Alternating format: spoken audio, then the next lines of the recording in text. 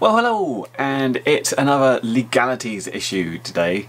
So I made a video a month or two ago about the new changes that were going to come in on the 30th of July that the CAA brought out, basically restricting everything to like 400 feet. Since that time, and just recently, the BMFA, as the British Model Flying Association, had a little press release saying, "Yay, we've got exemptions for our members. Great stuff. We're all saved." And there's some good news, but mostly bad news as sort of far as I'm concerned. So after I did the previous video saying, well, really you don't need to go above 400 feet, a bunch of slope soarers quite rightly said, yes we do, we've got big scale planes, and to be able to use thermals and slope, we need to go up really high, like 1,000 feet. So the exemption that the BMFA got gets their members the ability to go up to 1,000 feet. With certain restrictions, and it's not just the BFMA, it's the BFMA, the SAA, LMA and FPV UK, but the BMFA are by far the largest model flying association in the UK, so I point the blame mostly at these guys for what's happened here. And I'll link the documents we've got down below as I mention all of these. So the other exemption they got was to be able to have FPV flights up to 1,000 feet. Let's come to the restrictions, because the restrictions are the bits that I think are a real problem. On both of the exemption documents, one thing that's made very clear is this does not apply to multirotors. They give a ridiculous example of what a multirotor is. They say the small unmanned aircraft shall not be a rotorcraft with more than one lift rotor or propeller. So this is both conventional flight and FPV flights. Basically everything's allowed to fly more than 400 feet, basically up to 1,000 feet, unless you're a multirotor. And this is bizarre to me. This is like a real us and them thing. That the idea is that everybody is supposed to be in this big sort of aero modeler family, and the BFMA et al. Are supposed to look after their members and give modelers the very best protection they can. And it feels to me like any multirotor pilot has been absolutely thrown under the bus here. They're basically saying that, yeah, well, conventional models, they're safe and great. Those multirotors, those drone things, they're dangerous and we can't allow them to happen. I mean, statistically, we've had fatalities caused by conventional model fixed wings. We've had fatalities caused by radio-controlled helicopters, but nothing on multirotors. Yet, multirotors are seen to be the big evil, and they should be separated. I think this is a real problem.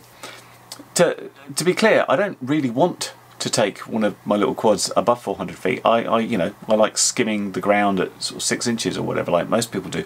However, the fact that we're now segregated into the sort of bad boy category over here, and everybody else is like, yeah, you're okay.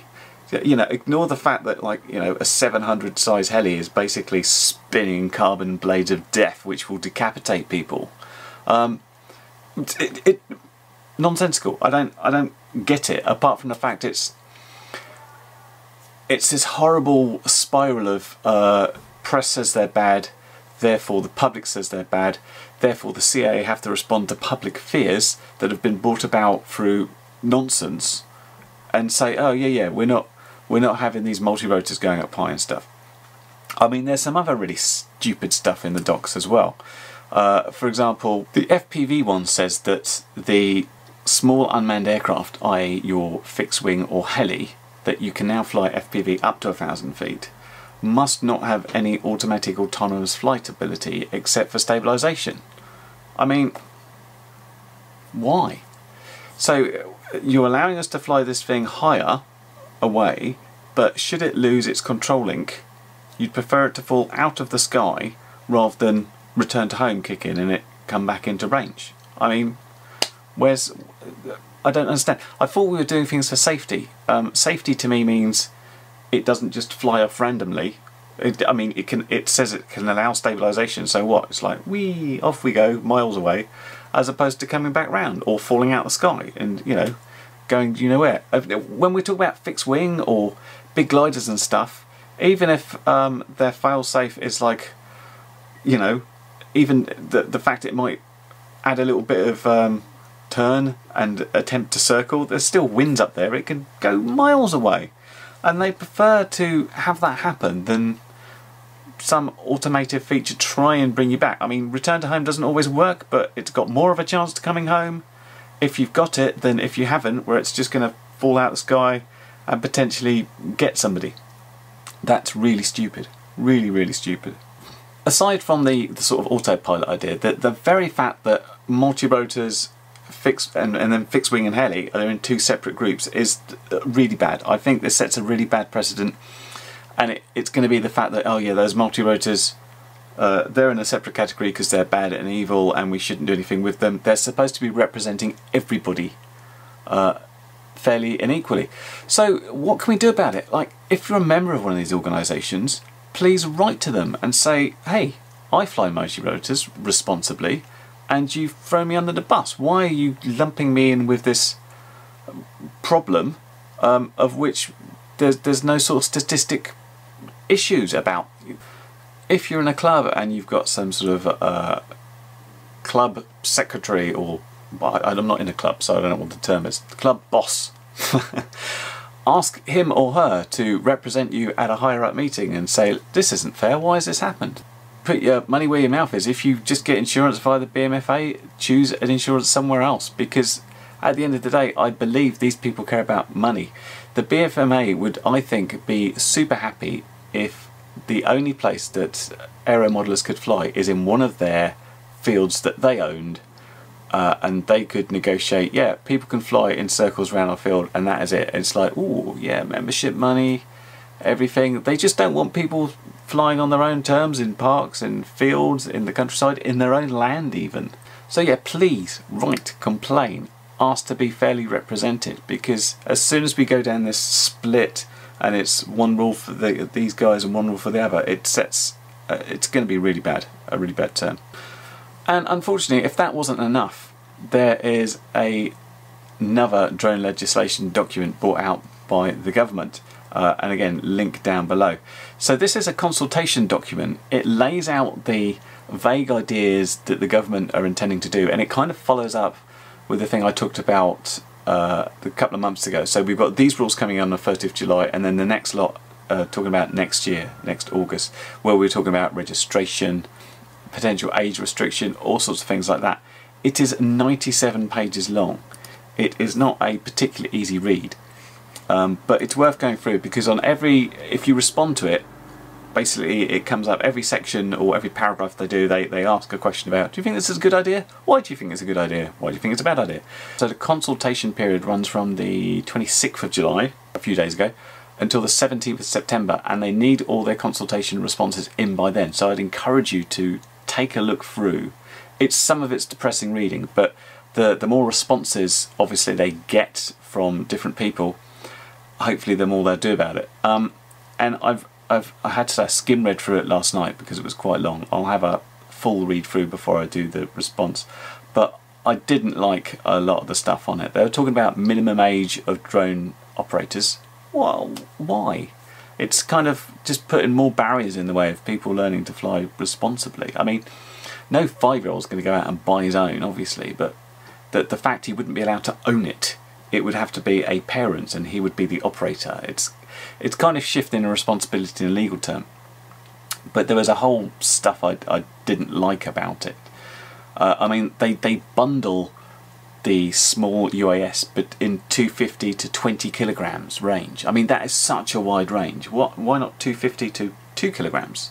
And then upwards is something else. It's the difference between getting hit on the head by 250 grams and 20 kilograms is just ridiculous. The fact they lump them there is beyond stupid. So the things I picked up on and I really didn't like, so apart from age restriction, they talked about potentially mandating the use of a flight information and notification system, a FINS, probably in sort of the use of an app saying, I'm going to fly my drone here and here.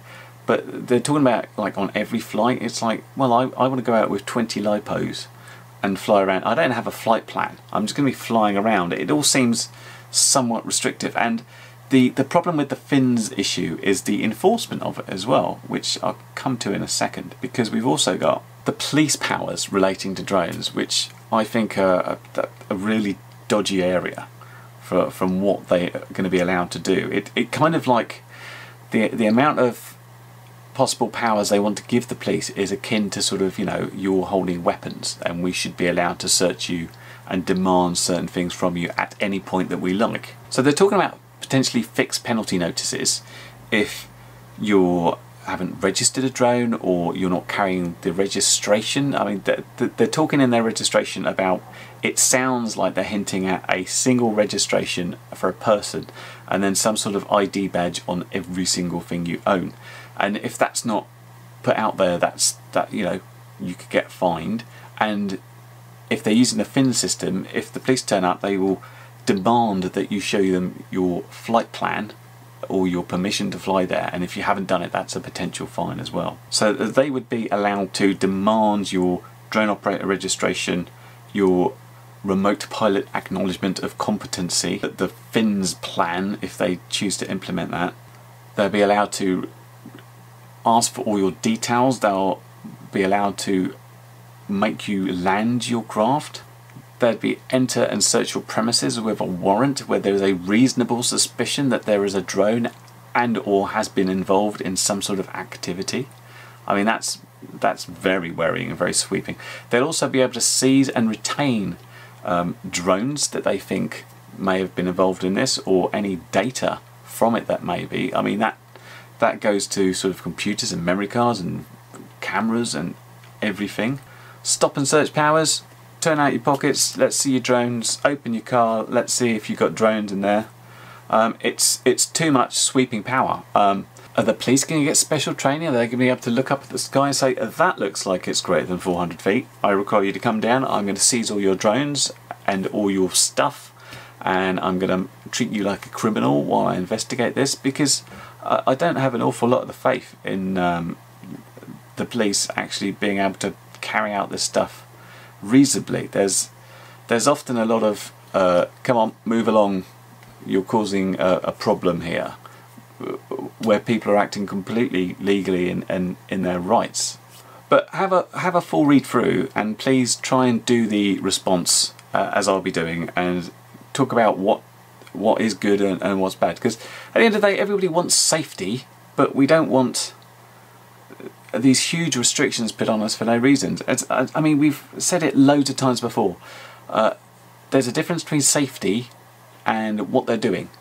So having a registered drone owner doesn't mean that people won't have an unregistered drone and drop drugs into a prison. I mean, they're already criminals. Criminals with intent to do criminal things don't register things. It's like, oh, I need to buy a gun for a bank robbery, so I must make sure I source that legally and go through all the no, of course not, don't be stupid. And it's the same sort of thing. If people are up to no good on purpose, then they will be up to no good and they won't care about safety. The people this is going to hurt are the hobbyists already doing it safely.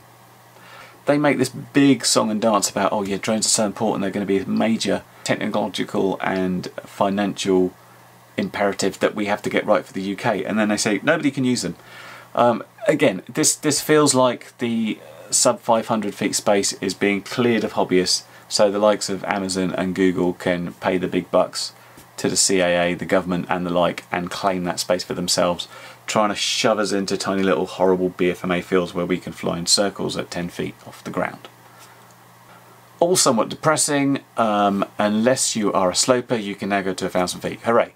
Everybody else, please complain bitterly, respond and do all the necessary bits. If there's updates and stuff, I will come back and talk about it. Until the next time, catch you later. Bye for now. Well, you've made it to the end of the video, so thanks once again for watching. If you like what you saw, then please consider subscribing, and if you really like what you saw, then be sure to check out the link to my blog for a variety of ways in which you can help support this channel.